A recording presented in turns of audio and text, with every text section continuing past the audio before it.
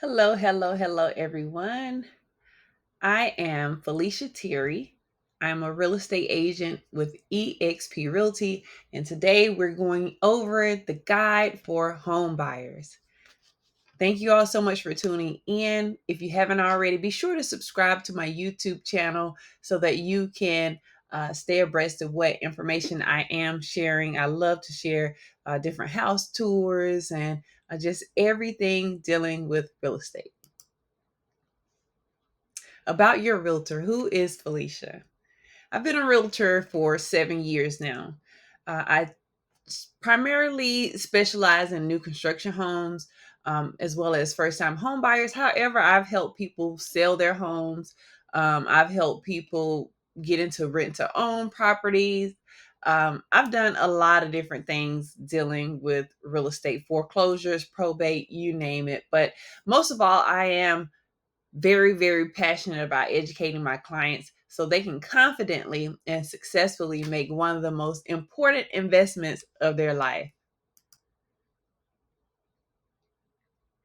Now, before we get into the meat and potatoes, let's talk about what's the difference between a realtor and a mortgage lender. So many people have that question in the back of their head and they're like, I don't want to ask that stupid question, but I really don't know. And then some people, they ask certain things that they'll ask me certain things that should be directed to the mortgage lender, and I don't mind. I just direct them, hey, that's a great question, but it's a better question for your mortgage lender, because as a realtor we don't want to overstep our boundaries. A lot of things change in our career, our field, as well as a mortgage lender. So that's why we have to be so careful to not overstep our boundaries and share information that we are not necessarily privy to, or that we shouldn't be sharing, right?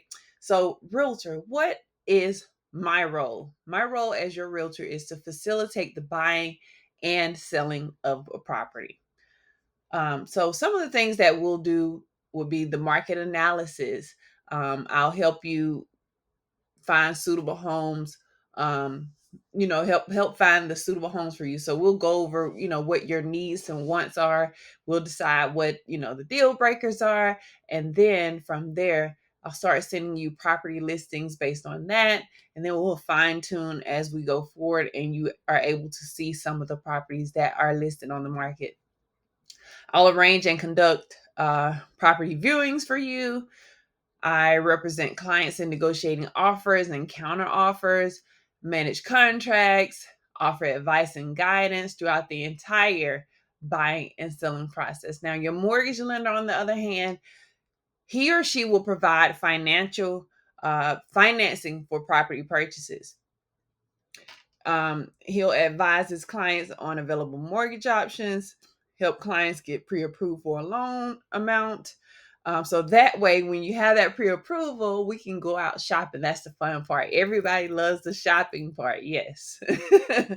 Then the application process, he assists with that. He or she will evaluate the borrower's financial status to approve the loan. That's the underwriting process. Then the closing coordination. The lender works with me, the realtor, the title companies, and attorneys to finalize the loan for you. Explains loan terms, rates, and repayment plans.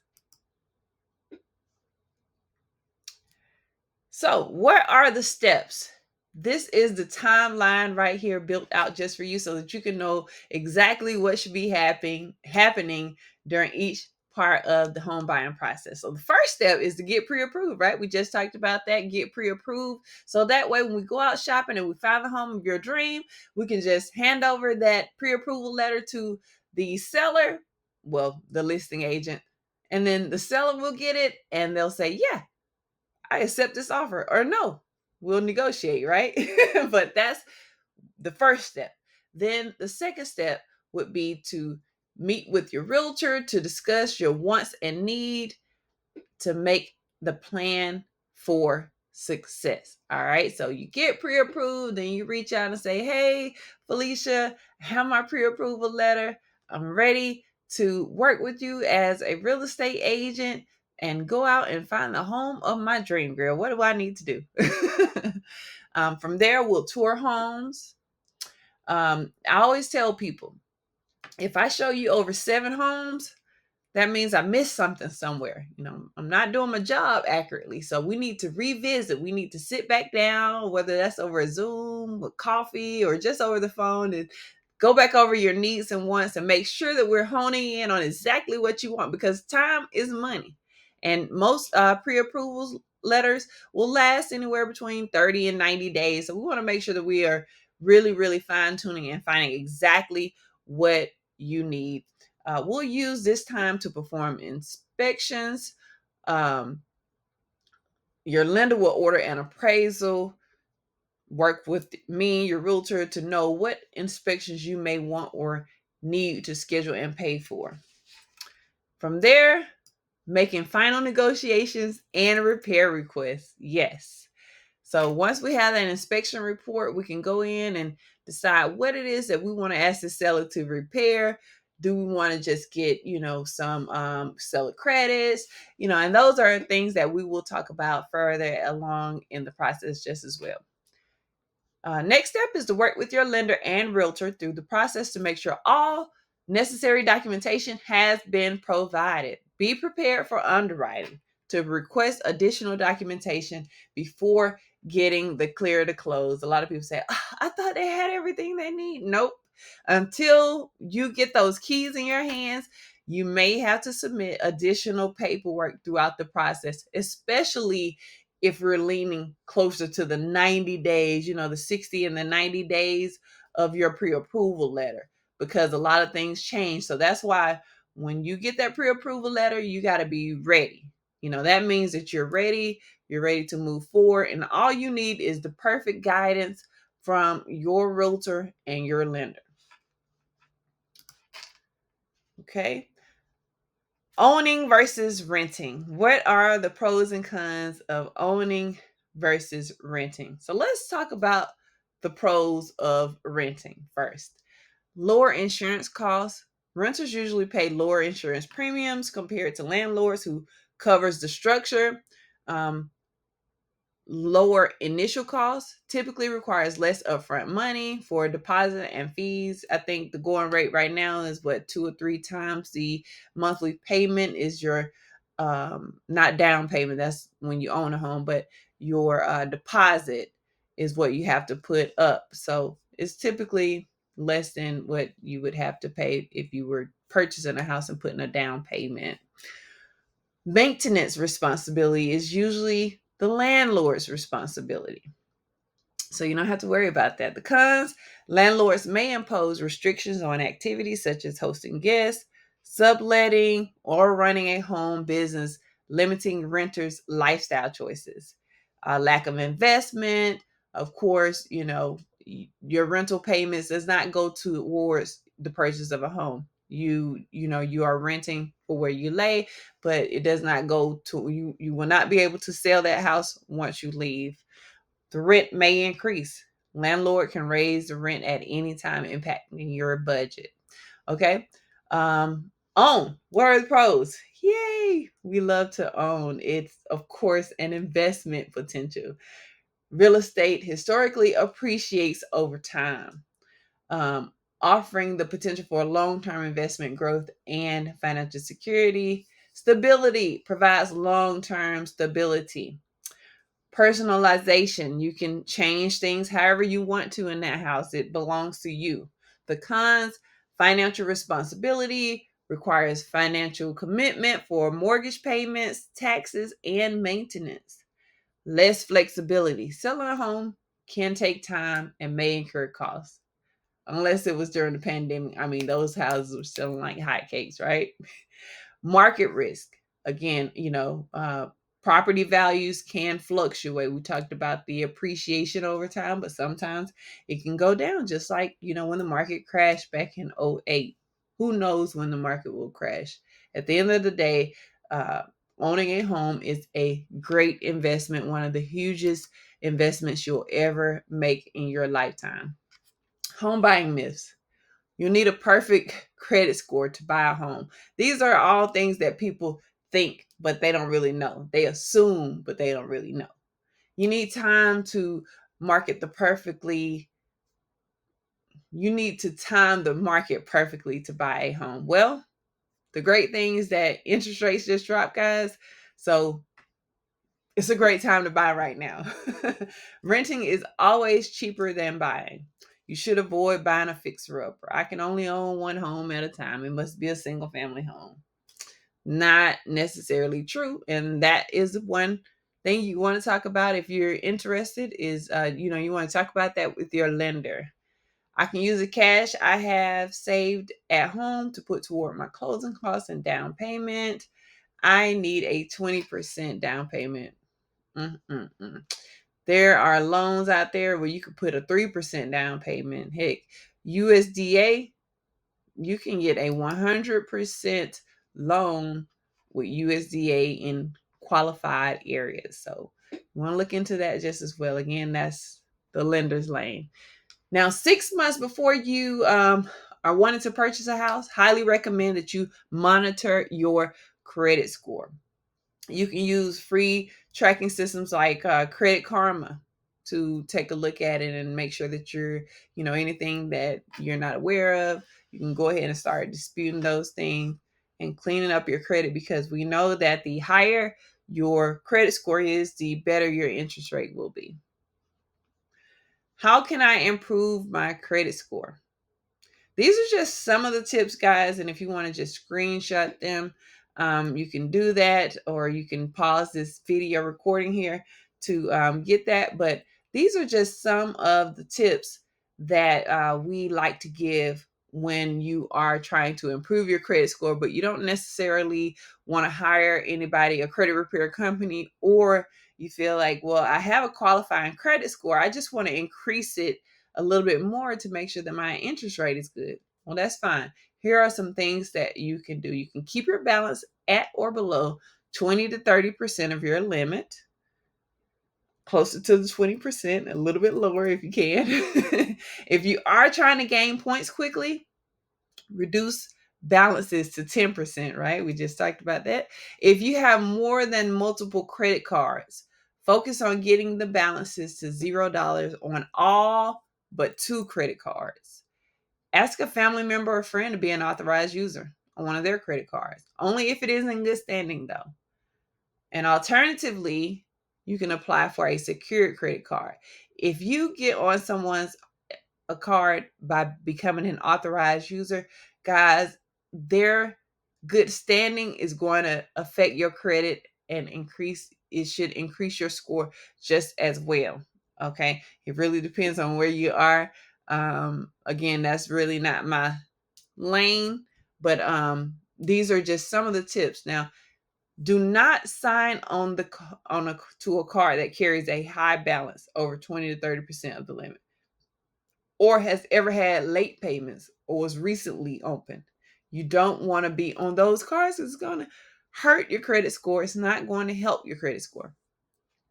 Maxing out the card or going over the limit is something you do not want to do. You also don't want to open too many store credit cards just to get a discount. I've been guilty of that myself. These can add up and they may hurt your credit score. Applying for multiple cards at once. Don't do that, guys. Don't do it. Don't do it. You want to keep all accounts current. Tongue twister. Limit major purchases. Limit applications for credits.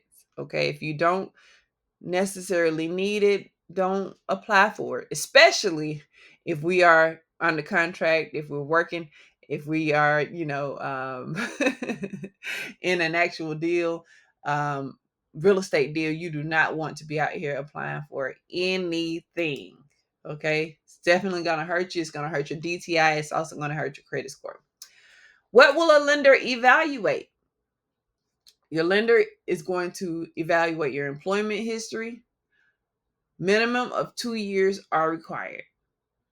30 days of pay stubs, previous 2 years of W-2s, or your federal tax returns, depending on if you are a business, self-employed, or personal taxes, you work a job. Overtime and any other special pays may be used if they've been received for at least the last 12 months. Part-time or second jobs can only be used after a 2-year history. Excuse me. Be precise with your employment history and disclose any employment gaps to avoid issues down the road. It's better to be transparent up front than to wait, get your hopes up, get everybody else's hopes up, get all the family involved, and then boom, you can't buy because you weren't transparent and the lender didn't know something that was necessary to close the deal. So be very transparent. Overshare if you need to. You want to work with your lender to set a realistic budget. Okay, set a budget you're going to be comfortable with and stick with it.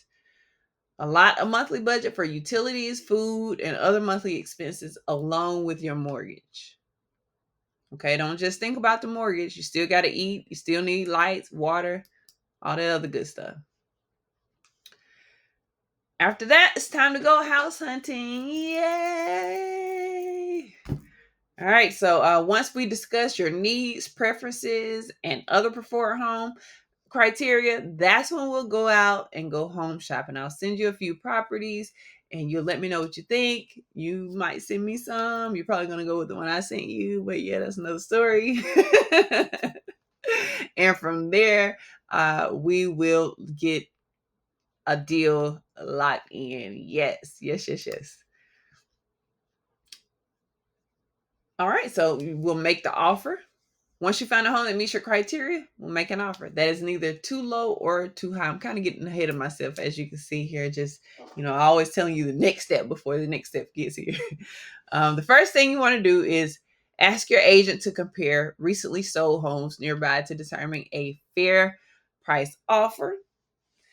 Second thing, you want to talk with your agent about including possible contingency stipulations in your offer as well. This may be seller paid closing costs, repairs, or credits. So we'll talk about those things just as well. Submit competitive offers. Okay, so you want to listen to your agent as far as like what is a competitive offer, because the agent is trained to find out what's a competitive offer, and we'll discuss those things. So once we have what it takes, I'm not just going to say, hey, this is the offer that you submit. No, I'm going to lay it out and show you like, hey, here's what the market is doing and this is what I think. Now what do you think? Now let's go with what you think, right? So we're going to ultimately go with what you think. Now, you want to set a date for home inspections. Home inspection is not something that you want to skip. I highly advise against skipping home inspection. Now, if a person want to do it, that's on them. But I highly advise against not scheduling a home inspection. Home inspection is so important. I don't care if the house is brand spanking new. I have heard so many horror stories. Thank God all my buyers listen to me when I say, please get the home inspection. It's like insurance. It's like having an insurance on your house before you get it. On a 200, 300, 400, 500 million dollar house, you want to get a home inspection, know what's going on with the home. Even if you say, well, that's not a big deal, I don't want it repaired, at least you know what's going on with the home. Because on the surface, you can't tell. When we go in and do, our walkthrough and take a look at the house and it's just beautiful on the surface, you can't tell what's going on, with the actual house unless you are a home inspector. And I'm not a home inspector. So these are just some of the common home inspections here listed, that you can discuss with the home inspector. Next thing, close the sale and move in. Remember, we will complete a final walkthrough um, before signing the final paperwork. Typically, before closing, we usually like to do it, a day or two before closing, or, if we have to, then it'll be the day of closing. But typically, you want to get that done the day before, because if there's anything wrong, then we can, if there was anything that didn't get done, if we asked for repairs and it didn't get done, we can go over that. We can make sure that we reach out to the listing agent and say, hey, we talked about this. We signed the paperwork. Why isn't this done? We need to get this done. And we can decide if we want to extend the closing date or just move forward with the close date that we have. All right, so let's summarize the home buying process. You're going to check your credit score, keep an eye on that, making sure that everything is on the up and up. Get pre-approved for a loan, figure out how much to spend. That budget is imperative, guys. Find the right real estate agent. Go house hunting, make a fair offer, schedule home inspections, close the sale, and move in. Yes, the best part of it all. Here are some of the client testimonials I received. What I did here is I just took them from my Google My Business page. So, if you just go to Felicia Terry, Google My Business, you will see these along with some more of my happy clients who I appreciate very, very much. But I just pulled these three right here because that's all I had room for. Okay. All right. So right here, guys, if you're watching this video on your computer, just take your phone out and scan that QR code right there for me and schedule a free one-on-one consultation. If you have any questions, let's get those answered. We can do that on the one-on-one consultation, guys. And we will also find out if we are a great fit for each other, because everybody is not a great fit, right? So we want to make sure. So reach out to me. You can book an appointment by either scanning this QR code. There should be a link below this video, as well as if you call that phone number, you will have an option to be able to conveniently book an appointment from your cell phone. All right. So yes, guys, thank you so much for taking the time to watch this home buyer presentation here to learn the steps of the home buying process. If you haven't already, please subscribe to my YouTube channel so that you can always, get this information whenever I drop a video. I always try to inform you of the latest and greatest things that are going on. And yeah, thank you so much. I am Felicia Terry, realtor with eXp Realty. I look forward to having that free one-on-one consultation with you. So go ahead and book it as soon as you can. And yes, let's get it going. Thank you. Have a great one. Bye-bye for now.